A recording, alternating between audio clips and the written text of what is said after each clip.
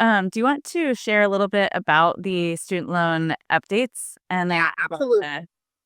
other Yeah, absolutely. So number one, mm, because Biden did what's called a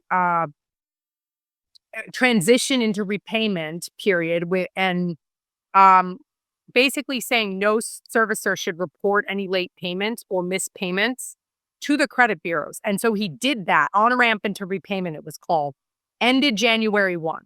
So what's happening now is everybody who didn't make those payments, who wanted to take an extended pause, now all those dings are catching up to them. And so borrowers who had like a 700 credit score January 1 now have a 560 credit score. And lenders are like, wait, this person's in process. Like, why did their credit score drop? Why are there all these issues? It's causing issues with our ability to originate. Why are specific items coming back with saying that there's more trade lines than their statements from their services are saying? Why is that? What's happening? So there's trade line issues and credit score drops.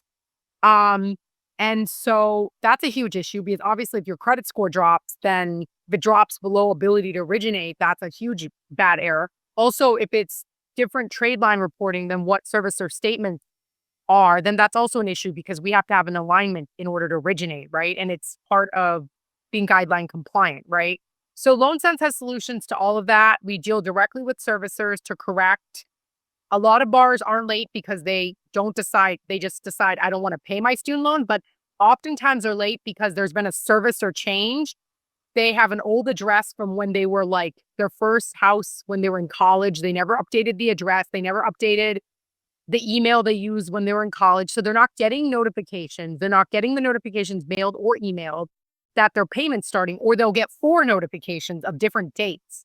So we use the servicing transfer and the servicing issues as a reason that the servicer should take off these initial late payments and basically say, we will be paying on time. We set up auto pay already, to remove those issues with the credit.